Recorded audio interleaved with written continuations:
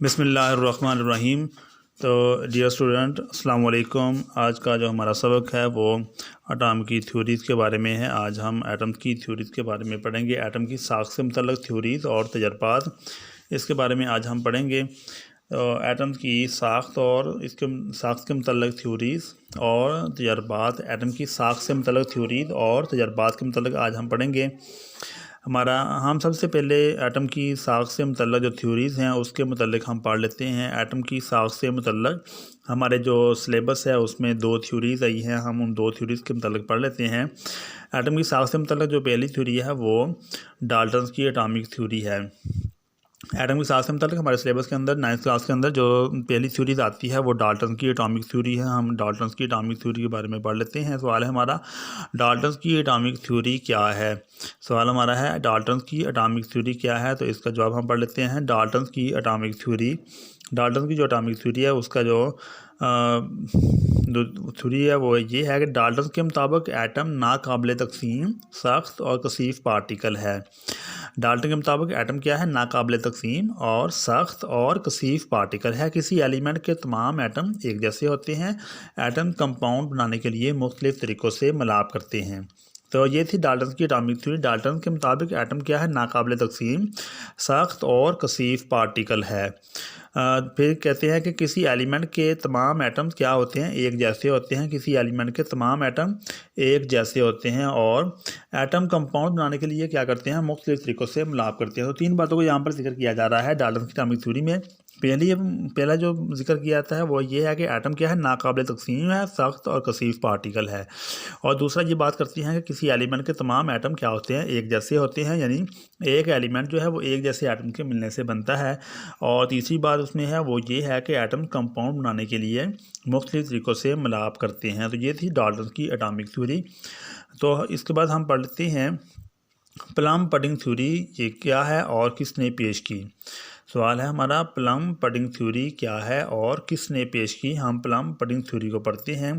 Plum pudding theory को पढ़ने से पहले एक डायग्राम है उसको हम समझ लेते हैं कि उसमें क्या है। डायग्राम में आपको नज़र आ रहा है कि एक हमारे पास सफ़ियर है, गोल शक्ल का एक एरिया है और उसके अंदर पॉजिटिव चार्ज है। तो ये जो पॉजिटिव चार्ज वाली स्ट्रक्चर है, जो पॉजिटिव चार्ज है, ये हमें ज़ाहिर करता है कि ये इसमें पडिंग है, यानी हलवा को ज़ाहिर कर रहा है कि पॉजिटिव चार्जर वाली जो शक्ल है हमारे पास ये हलवा है।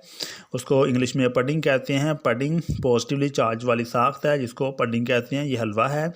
और इसके अंदर नेगेटिवली चार्जड जो पार्टिकल हैं वो कहीं कहीं पर क्या हुए हैं, चिपके हुए हैं।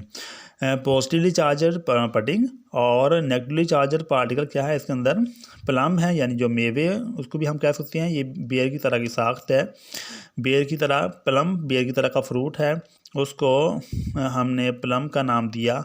और ये पॉजिटिवली चार्जर पडिंग है, उसके अंदर कहीं कहीं पर नेगेटिवली चार्जर जो प्लम है ये पड़े हुए हैं, चिपके हुए हैं। तो ये थी प्लम पडिंग थ्योरी की डायग्राम। उसमें पॉजिटिव चार्जर क्या है, पडिंग है, और नेगेटिवली चार्जर क्या है, प्लम, यानी बेर की तरह का जो फ्रूट है उसको प्लम कहते हैं। तो ये प्लम पडिंग थ्योरी थी। ये उसमें हमने प्लम पडिंग थ्योरी की डायग्राम के बारे में पढ़ लिया। तो प्लम पडिंग थ्योरी जो हम बयान करते हैं कि थॉमस ने प्लम पडिंग थ्योरी पेश की। जे थॉमस था, उसने क्या किया, प्लम पडिंग थ्योरी को पेश किया। जे थॉमस के मुताबिक प्लम पडिंग थ्योरी क्या है, उसके मुताबिक एटम पॉजिटिव चार्ज वाली ऐसी ठोस साख्तें हैं जिनके अंदर नन्हे नन्हे नेगेटिव पार्टिकल्स चिपके हुए हैं।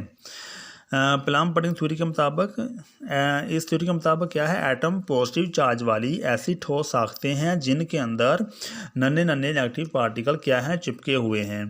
तो डायग्राम में हमने देखा कि एटम क्या है, पॉजिटिव चार्ज वाली ठोस साख्तें हैं जिनके अंदर नन्हे नन्हे नेगेटिव पार्टिकल चिपके हुए हैं। तो ये थी जे थॉमस की प्लम पडिंग थ्योरी। तो पहले हमने इससे पहले हमने जॉन डाल्टन की एटॉमिक थ्योरी पढ़ी और अब हमने पढ़ी है प्लम पडिंग थ्योरी।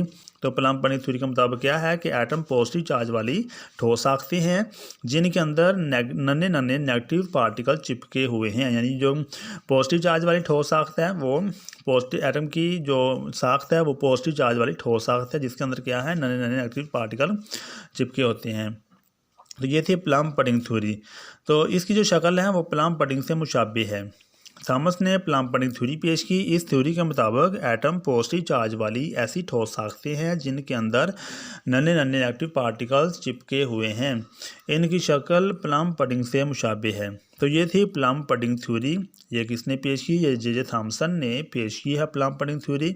और जो इसकी थ्योरी है उसके मुताबिक यह था कि एटम पॉजिटिव चार्ज वाली ठोस साख्तें हैं जिनके अंदर नन्हे नन्हे नेगेटिव पार्टिकल्स क्या हैं? चिपके हुए हैं।